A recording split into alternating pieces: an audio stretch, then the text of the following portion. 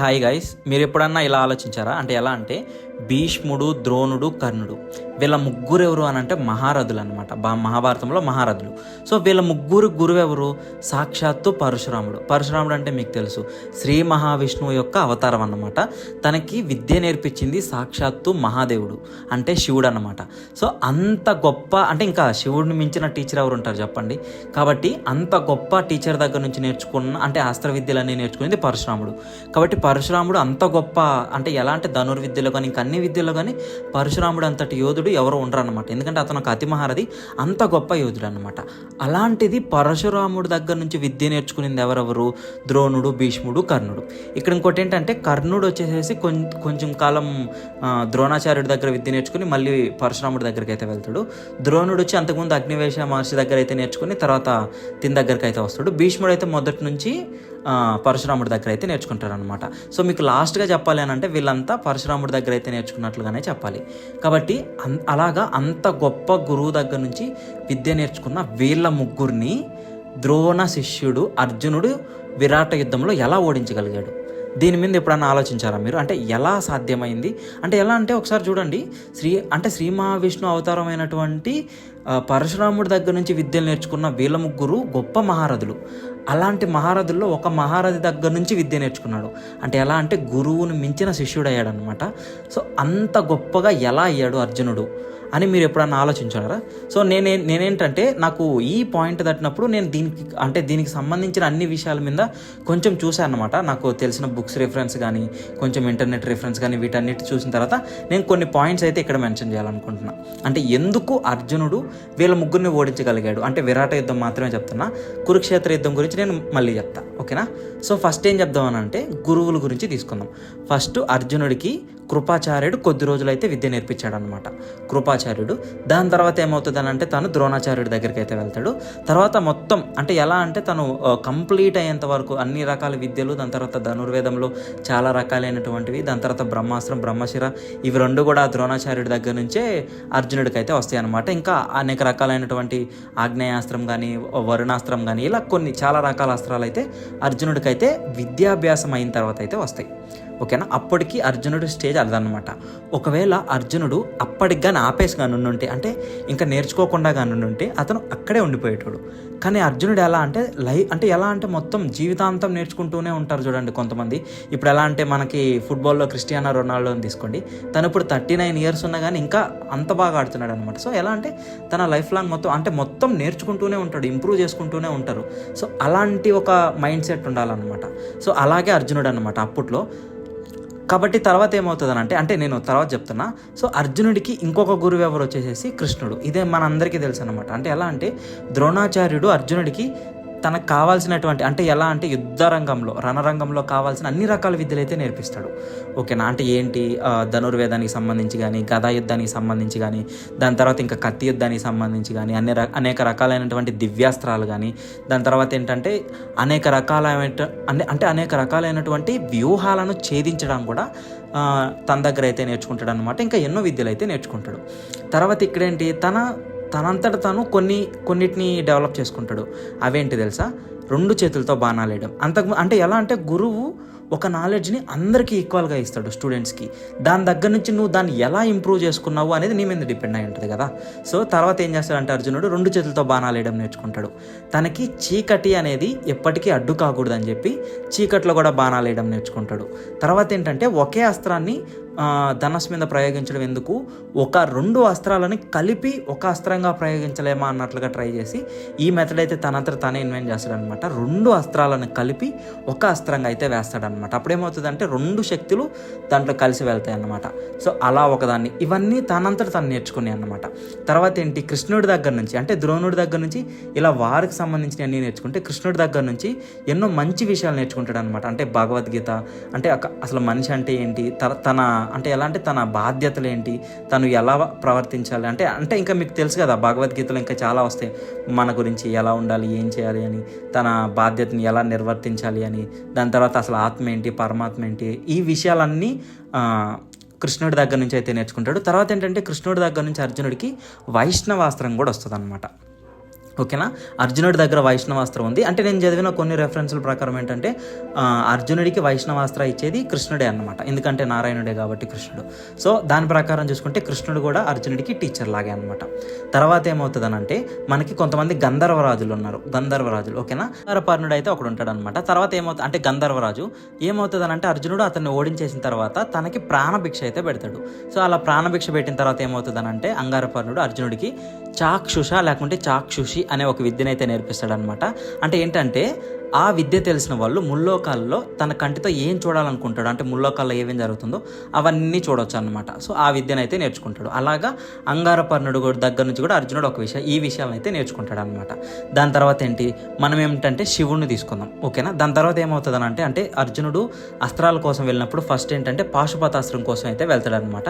తర్వాత శివుడు కోసం అయితే తపస్సు చేస్తాడు. తర్వాత శివుడు ప్రత్యక్షమైన తర్వాత అంటే ఫస్ట్ ఒక కిరాతకుని రూపంలో వచ్చి అర్జునుడిని అయితే టెస్ట్ చేస్తాడు అనమాట. అన్ని రకాలు అంటే ఎలా అంటే ఒక ధనుర్వేదంలోనే కాదు అన్ని రకాల అంటే ఎలా అంటే ఇప్పుడు గదలో కానీ దాని తర్వాత కత్తితో కానీ ఇలా బల్లెంతో కానీ ఇలా అన్ని వాటితో అర్జునుడు ఫిట్టా కాదా అన్నట్లుగా టెస్ట్ చేసి దాని తర్వాత అర్జునుడిని అయితే ఓడిస్తాడు అనమాట. దాని తర్వాత తనకు ప్రత్యక్షమయ్యి అంటే ఇలా ఇది కూడా చెప్తాడు అనమాట. అంటే మనుషులు నీతో పోరాడి గెలవలేరు, అంటే ఎలా అంటే దేవతలు కూడా గెలవలేరు, అంత కష్టం నీతో పోరాడి గెలవడం అన్నట్లుగా చెప్పి తర్వాత ఏం చేస్తాడనంటే అర్జునుడికి పాశుపతాస్త్రం అయితే ఇస్తాడు.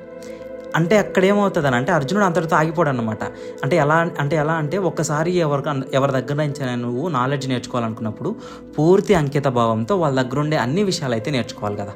సో ఇక్కడ ఏం చేస్తాడంటే అర్జునుడు ఆ పాశుపతాస్త్రం ఒక్కదాంతోనే ఆగిపోడు అనమాట. దాని తర్వాత శివుడి దగ్గర నుంచి ఇంకా చాలా విషయాలు అయితే నేర్చుకుంటాడు. ఇక్కడ నేను ఇంకొకటి మెన్షన్ చేయాల్సింది ఏంటంటే మొట్టమొదటిసారి అంటే అంతకుముందు శివుడు ఎవ్వరికీ ఇవ్వడు అనమాట, ఒక్క అర్జునుడికి మాత్రమే పాశుపతాస్త్రం మీద అంటే ఎలా అంటే అన్ని రకాలైనటువంటి పవర్స్ అయితే ఇస్తాడు అనమాట. అంటే ఎలా అంటే అర్జునుడు మామూలుగా చాలా అస్త్రాలను అయితే వారియర్స్ ఒక్కసారి మాత్రమే యూజ్ చేయగలరంట, కానీ పాశుపతాస్త్రం మాత్రం అర్జునుడికి అంటే ఎలా అంటే శివుడు అర్జునుడికి అన్ని రకాలైనటువంటి ఇస్తాడు అనమాట. సో దట్ ఎలా అంటే అర్జునుడు పాశుపతాస్త్రాన్ని ఎన్నిసార్లు అయినా ఉపయోగించవచ్చు, అంటే ఒక్కసారి కాదు ఎన్నిసార్లు అయినా ఉపయోగించవచ్చు అనమాట. అలా ఒకటి. తర్వాత ఏంటంటే అర్జునుడికి శివుడు ఇంకోటి ఏంటంటే బ్రహ్మశిర అనే ఇంకో అస్త్రాన్ని కూడా ఇస్తాడు. అది ఎలా అంటే అది సముద్ర మథనం జరిగినప్పుడు దాని నుంచి పుట్టిన ఒక అస్త్రం అన్నమాట. ఇది బ్రహ్మాస్త్రానికి బ్రహ్మశిర ఈ రెండిటికి కాకుండా ఇది ఇంకొక బ్రహ్మశిర అన్నమాట. ఆ అస్త్రం కూడా అర్జునుడికి అయితే శివుడు అయితే ఇస్తాడనమాట. సో ఈ రెండు అస్త్రాలు అయితే వస్తాయి. దాని తర్వాత రౌద్రాస్త్రం అని ఉంటుంది, అది కూడా శివుడికి సంబంధించింది. సో రౌద్రాస్త్రం కూడా శివుడైతే అర్జునుడికి అయితే ఇస్తాడు. అంటే ఇవన్నీ నేర్చుకుంటాడు అనమాట అర్జునుడు శివుడి దగ్గర నుంచి. అంటే ఎలా అంటే ఒకసారి ప్రత్యక్షమైన తర్వాత వాళ్ళ దగ్గర ఉండి అన్ని విద్యలు నేర్చుకోవాలి కదా అంకిత భావంతో. సో అలా అయితే ఇవన్నీ నేర్చుకుంటాడు. సో ఇప్పుడు శివుడి దగ్గర నుంచి అర్జునుడికి ఎలా అంటే శివుడి దగ్గర ఉండే అన్ని మంచి మంచి వెపన్స్ అయితే వచ్చేస్తాయి. పాశుపతాస్త్రం వస్తుంది, బ్రహ్మశిర వస్తుంది, దాని తర్వాత రౌద్రాస్త్రం వస్తుంది, ఇలా చాలా అస్త్రాలు అయితే వస్తాయి అనమాట. వీటితో ఆగిపోవడం అనమాట. ఇంకా ఎలా అంటే ధనుర్వేదంలో 5 విధులు అయితే ఉంటాయి. అవేంటంటే ప్రయోగ, ఉపసంహార, ఆవర్తి, ప్రాయశ్చిత్య, ప్రతిఘాట్. అందరూ వీరులకి అంటే ఎలా అంటే ఇంక్లూడింగ్ భీష్మ, ద్రోణ, కర్ణ వీళ్ళందరికీ ప్రయోగ, ఉపసంహార, ఆవర్తి ఈ 3 విధులు మాత్రమే తెలుసు. అంటే ప్రయోగించడం, ఉపసంహరించుకోవడం, ఆవర్తి ఇవి మాత్రమే తెలుసు అన్నమాట. ప్రాయశ్చిత్య, ప్రతిఘాట్ అనే 2 విధులు ఉంటాయి. అవి 2 విధులు వీళ్ళకు కూడా తెలియదు. ఓకేనా. ఆ 2 విధులని సాక్షాత్తు శివుడి దగ్గర నుంచే అర్జునుడు అయితే నేర్చుకుంటాడు అనమాట. ఓకేనా. సో ఇప్పుడు ఏమైంది, శివుడి దగ్గర ఉండే అన్ని అస్త్రాలు కవర్ అయిపోయినాయి. తర్వాత ఇలాంటి కొన్ని గొప్ప అయినటువంటి విధులు కూడా అర్జునుడికి తెలిసాయి అనమాట శివుడి దగ్గర నుంచి.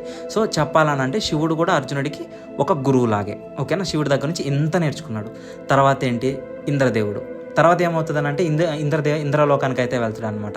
ఎందుకు ఇంద్రదేవుడు మిగతా దేవుళ్ళు అర్జునుడికి ఇవన్నీ ఇస్తారు అని అంటే దానికి మల్టిపుల్ రీజన్స్ అయితే ఉన్నాయి. ఒకటేంటంటే అంటే మామూలుగా ఎలా అంటే అర్జునుడు చేసేది కొద్ది రోజుల ధర్మయుద్ధం కదా. సో తనకి ఆ సపోర్ట్ ఇవ్వడానికి ఒకటి. ఇంకోటి ఏంటంటే ఆ అస్త్రాలన్నీ తీసుకున్న తర్వాత అర్జునుడు ఏమవ్వాలని అంటే కాలకేయులతో కానీ దాని తర్వాత వీళ్ళుంటారు నివాత కవచులు వీళ్ళందరినీ ఓడించడానికి అయితే వెళ్ళాలి. సో వాళ్ళందరినీ ఓడించడానికి కావాల్సిన శక్తి అయితే దేవతలంతా ఇవ్వాలి కదా. సో అక్కడేమవుతుందని అంటే స్వర్గంలో ఇంద్రదేవుడి దగ్గర నుంచి ఇంకా అందరూ దేవతలు అర్జునుడికి వాళ్ళ దగ్గరుండే అన్ని రకాల అస్త్రాలు అయితే ఇస్తారనమాట. ఇక్కడ ఇంద్రదేవుడి దగ్గర నుంచి వజ్రాయుధం వస్తుంది, ఐందాస్త్రం వస్తుంది, దాని తర్వాత వాసవి శక్తి అయితే రాదు, అది మాత్రం ఒక్క కర్ణుడి దగ్గర అయితే ఉంటుంది, అంజలికాస్త్రం వస్తుంది. ఇలా ఎన్నో రకాల అస్త్రాలు అయితే వస్తాయి అన్నమాట.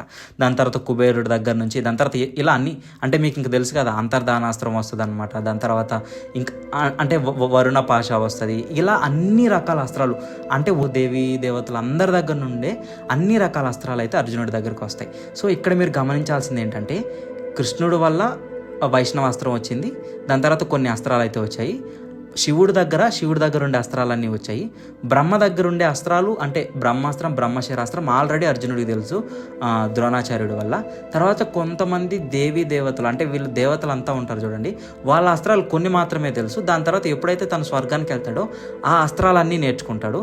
దాని తర్వాత ఇంద్రదేవుడి దగ్గర నుంచి అన్ని రకాలైనటువంటి అస్త్రాలు అయితే తీసుకుంటాడు. సో ఏమవుతుందనంటే ఈ దేవతలందరూ, ఇంద్రదేవుడు, వీళ్ళందరూ కూడా అర్జునుడు గురువులే అవుతారు కదా. సో ఇప్పుడు చూడండి, ఒక్కసారి ఆలోచించండి, అర్జునుడి దగ్గర ఎన్ని అస్త్రాలు ఉన్నాయి అంటే త్రిమూర్తుల దగ్గర నుండి ఉండే అన్ని రకాల అస్త్రాలు ఉన్నాయి, ఇంద్రుడి దగ్గర ఉండే అన్ని అస్త్రాలు ఉన్నాయి, దాని తర్వాత మిగతా దేవతల దగ్గర ఉండే అన్ని అస్త్రాలు ఉన్నాయి అన్నమాట.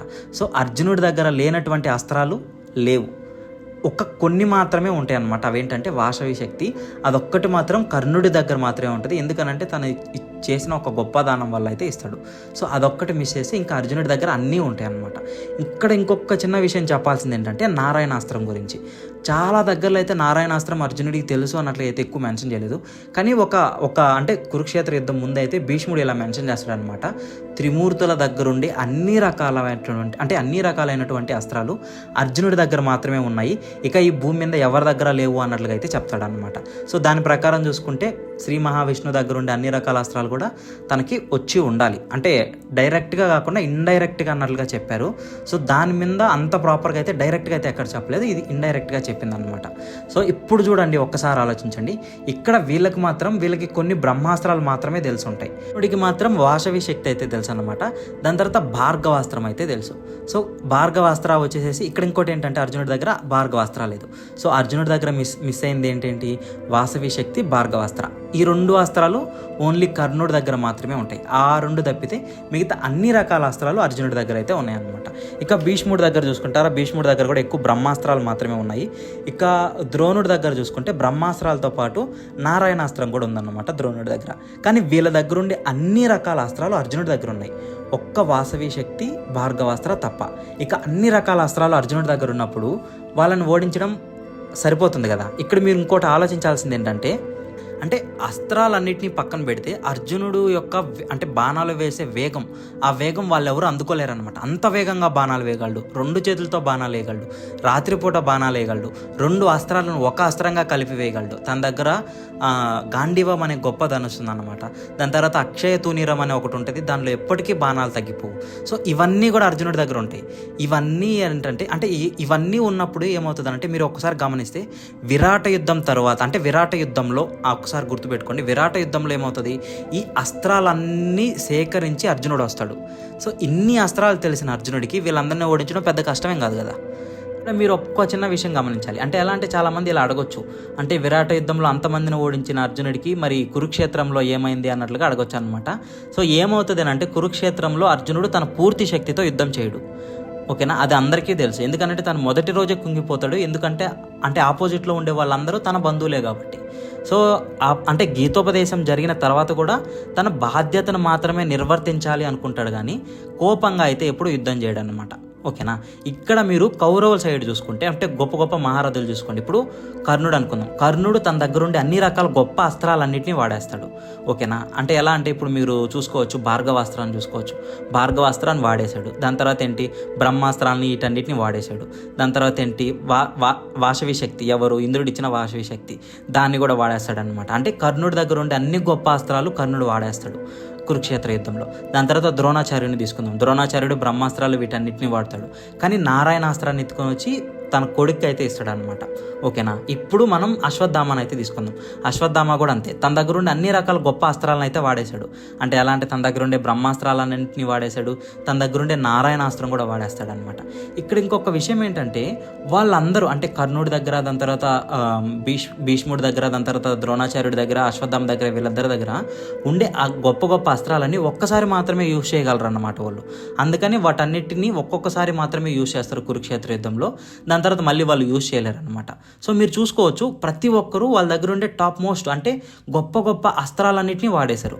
కానీ ఇప్పుడు మనం అర్జునుడిని తీసుకుందాం. అర్జునుడి దగ్గర ఉండే గొప్ప గొప్ప అస్త్రాలు చాలా ఉన్నాయి. బ్రహ్మాస్త్రాలు 2 రకాలు ఉన్నాయి అర్జునుడి దగ్గర.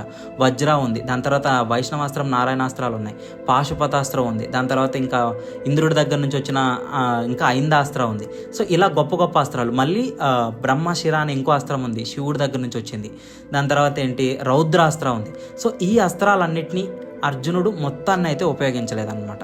కాబట్టి అందుకని అంటే తను వీటన్నిటిని ఎక్కువ ఉపయోగించలేదు. ఒకవేళ వీటన్నిటిని కానీ ఉపయోగించుంటే ఈ దివ్యాస్త్రాల వల్లే తను గెలిచేసేటోడు. కానీ ఆ దివ్యాస్త్రాల వల్లే గెలవాలని లేదు కాబట్టి వీటన్నిటిని ఉపయోగించలేదు.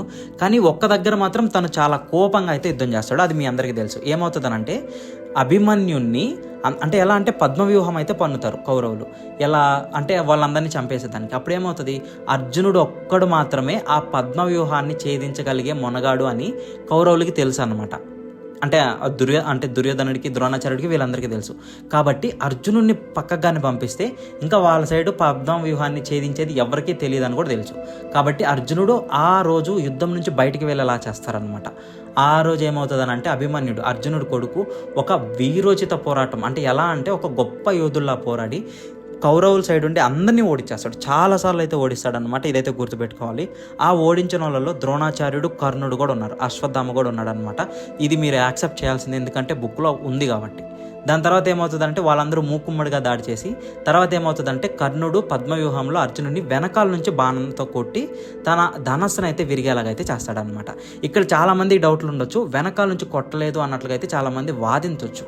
నేను చదివింది ఏంటంటే అంటే ఎలా అంటే కర్ణుడు ద్రోణాచార్యుడి దగ్గరికి వెళ్ళి అడుగుతాడు అనమాట, ఎలా ఆపాలి మనం అభిమన్యుడిని అన్నట్లు అడిగినప్పుడు ద్రోణాచార్యుడు ఏం చెప్తాడంటే అది కవచధారణ విద్య అనే ఒక విద్య ఉంది అభిమన్యుడి దగ్గర, అది నేనే సాక్షాత్తు అర్జునుడికి అయితే చెప్పాను, అర్జునుడు అభిమన్యుడికి చెప్పాడు కాబట్టి తనని ధనస్సు ఎప్పుడైతే విరిగిపోద్దో ఆ కవచధారణ అయితే పోద్ది, అప్పుడు మనం చంపొచ్చు అన్నట్లు చెప్పినప్పుడు అప్పుడు ఏం చేస్తాడంటే ద్రోణాచార్యుడు కర్ణుడికి అంటే తన దగ్గర ఉండే ధనస్సును అయితే విరిచేయమంటాడు అనమాట. వీళ్ళేంటి ఎదురుగా వచ్చి అభిమన్యుడితో పోరాడలేకున్నారు. అభిమన్యుడు ఎలాగా ఇంకా నాకు ఇదే లాస్ట్ ఫైట్, ఇంకా నాకు ఫైట్ లేదు అంటే ఎలా అంటే ఇంకా రేపు ఉందో లేదో నాకు తెలియదు అన్నట్లు ఫీల్ అయినప్పుడు ఒక మనిషి తన 100%గా 200% ఇస్తాడు యుద్ధంలో. సో అలా ఫైట్ చేస్తున్న అభిమన్యుని వీళ్ళెవరూ ఓడించలేకపోతారు. అప్పుడు ఏం చేస్తాడనంటే ద్రోణాచార్యుడు ఇలా చెప్తాడనమాట, ఎప్పుడైతే అభిమన్యుడు వెనక్కి తిరిగి వెళ్ళిపోతాడో లేకుంటే పారిపోయినట్లు చేస్తాడో అప్పుడు తన దగ్గరుండే ఆ ధనస్సును అయితే విరిచే అంటాడు.